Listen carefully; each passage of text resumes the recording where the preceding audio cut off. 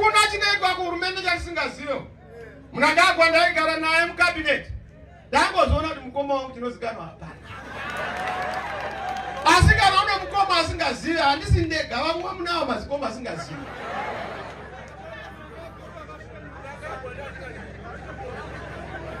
Kuti mukoma nyaya inofana kuitwa so. It pains me as a Zimbabwean. I've requested Mnangagwa a million times. I have ideas, I have answers, I have solutions. Come, let us reason together. It's not about the position. It's about your proposition to liberate and deliver this country. I've told him several times, we are kuno. For the past 7 years, I said NaMnangagwa either per phone or personal.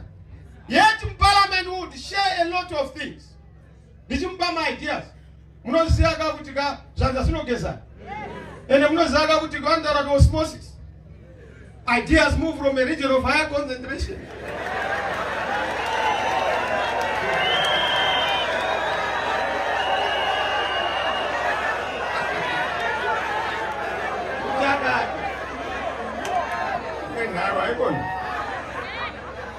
But mukaona of late, hands we see.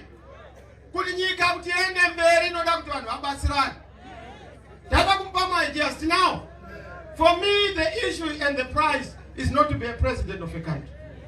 The issue is to say, do we have dignity for our citizens? Tinenyika erene vanhu vane hunhu.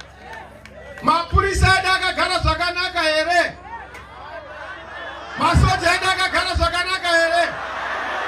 Maticha adakagara zvakanaka here. Madzimai ane chimiro here. Mayuth ane mabasa here. Koyo migwagwa ine chimiro here. Kovarimi vanobhadharwa here mari yavanokodzera.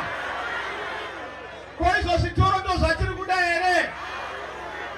Komari